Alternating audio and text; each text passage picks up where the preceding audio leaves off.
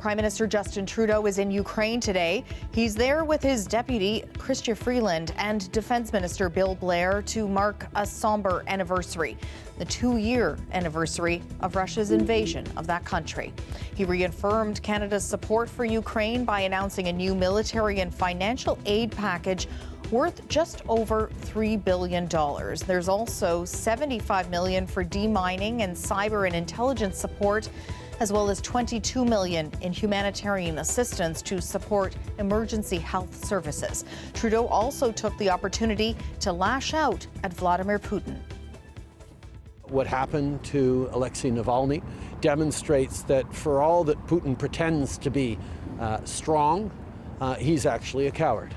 To execute one's political opponents, to quash dissent by using police and military, to make sure there is no opposition, is the mark of a weakling, not a mark of someone who is confident in his own position.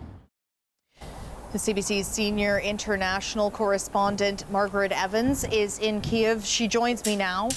Margaret, can you tell us more about the Prime Minister's visit there and the significance of it on this day? Well, it's very significant as this stage of war for the Ukrainians is very perilous, and all gestures of support, and particularly when they come with financial aid, are very welcome. This was a surprise visit.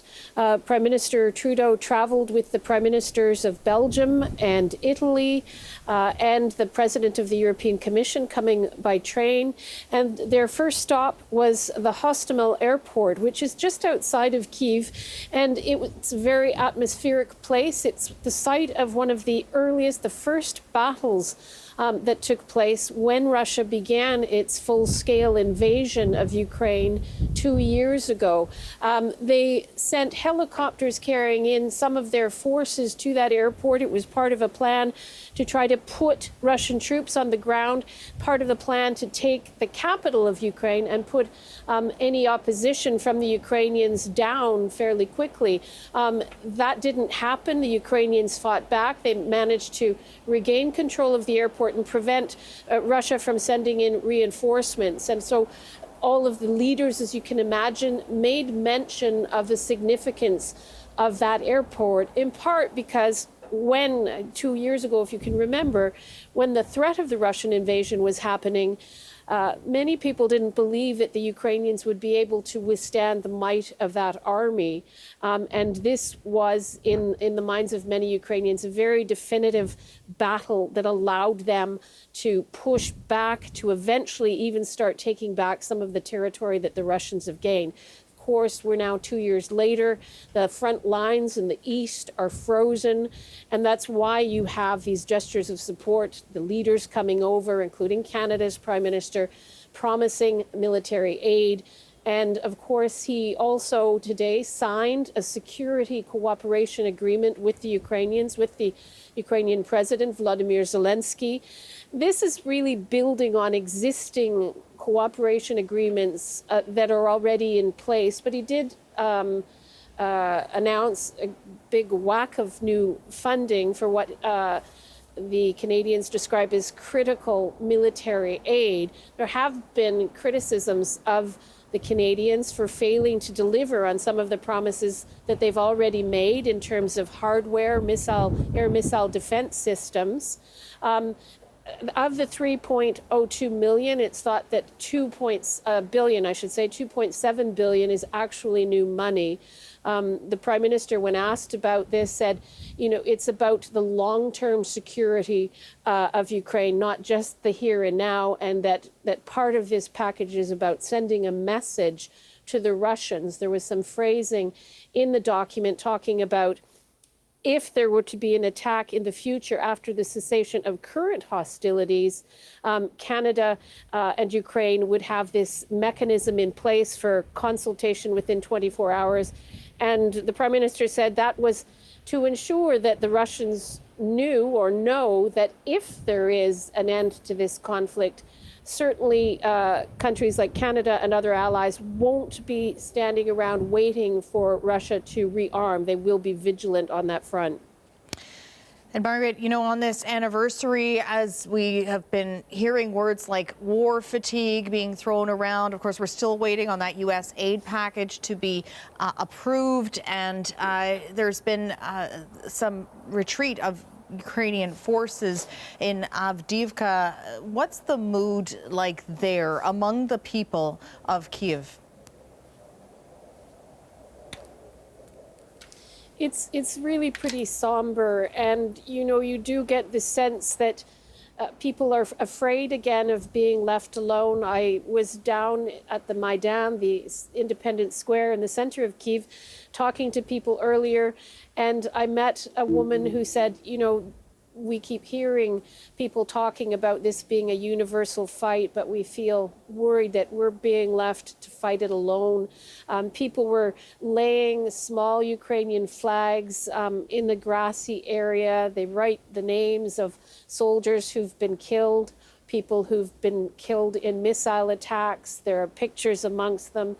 And there was a lot of real grief. Met a woman who's was putting a flag in for her brother-in-law, a man in his 40s, father of 2 children, who was killed 2 months ago, not far from Avdiivka,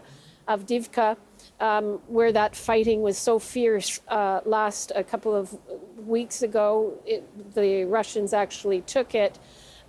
She said they still can't get his body back. So those very human stories are there, coupled with the fear that leaders continue to come here and pledge support, but there's a big gap between those messages of support and the actual ammunition, artillery ammunition, and weapon systems and hardware that actually would allow the Ukrainians to try to move forward again. As it is now, they're really hunkering down, digging deep into these defensive positions, just like the Russians have already done on their side of the front line. And that, of course, points to war of attrition and frozen front lines, and worries that the Russian army is actually doing a much better job of reconstituting itself, rearming, and it has a huge advantage in terms of the manpower available. And so, you know, people are really afraid that this is going to be a very, very long war, and they're not convinced that countries like Canada or the European countries or the United States are really committed to putting their commitments on the line to ensure that Russia does not win the war. Margaret, it's great to have you reporting for us here on this grim milestone. Margaret Evans, Senior International Correspondent in Kyiv. Thank you. Meanwhile, European countries are promising to do more to help the Ukrainians who are increasingly outgunned and outmanned. Dominic Valitis brings us more on that from London. Well, Linda, as we've been hearing today, several world leaders actually made it to Kyiv this weekend to mark the 2-year anniversary. Among them is the EU's Ursula von der Leyen, the President of the European Commission, and other international organisations have also been reacting today as this conflict enters its 3rd year. We heard extensively from the permanent members of the UN Security Council yesterday. This morning, we heard from NATO's Secretary-General Jens Stoltenberg, who paid tribute to the thousands of Ukrainians who've been killed or wounded in this conflict. Here's a little more of what he had to say. President Putin started this war because he wanted to close NATO's door and deny Ukraine the right to choose its own path. But he has achieved the exact opposite. Ukraine is now closer to NATO than ever before. Ukraine will join NATO. It is not a question of if, but of when. We've also heard today, Linda, from Germany's Olaf Scholz, who described Ukraine as strong and courageous in its fight against Russia. Moldova's President Mir Sandu thanked Ukrainians for their tireless fight for freedom and for protecting peace. Poland's Prime Minister Donald Tusk, meanwhile, described Ukrainians as heroic. France's President Emmanuel Macron praised Ukraine today, adding his country's commitment at its side will not waver. We've also heard today, Linda, from Switzerland, which is planning to host a high-level peace conference in the coming months. This morning, the country's President Viola Amherd paid tribute to the enormous sacrifices Ukrainians have been making and pledged her ongoing support and solidarity. And interestingly, on those peace talks, she has been quoted in a Swiss newspaper today as saying she thought it was unlikely Russia would take part at the outset of the conference, which is planned in the coming weeks. Linda. And of course, Dom, you're in the UK. What's the word where you are? Yeah, speaking on what he described as a grim anniversary, Britain's Prime Minister Rishi Sunak said the UK is prepared to do whatever it takes for as long as it takes until Ukraine prevails in its war against Russia. And he's pledged nearly $430 million toward producing artillery shells to help in that effort. Ammunition, as you know, is something Ukraine badly needs at the moment. It's running out. And that announcement comes after Britain's Royal Air Force completed its delivery of a consignment of anti-tank missiles to Ukraine. And just a day after, the government announced further sanctions against Russia, sanctions which target individuals and organizations which sustain and support Russia's military, as well as 6 prison bosses following the death of opposition leader Alexei Navalny. So the UK is another example of a country that is not only offering Ukraine verbal support on this poignant anniversary, but material support too. Linda. CBC's Dominic Velitis. A Ukrainian town that saw one of the most notorious massacres of the war has been marking the 2nd anniversary today. The people of Bucha, northwest of Kyiv, visited the local cemetery to pay tribute to the hundreds of people killed by Russian troops in the early weeks of the conflict.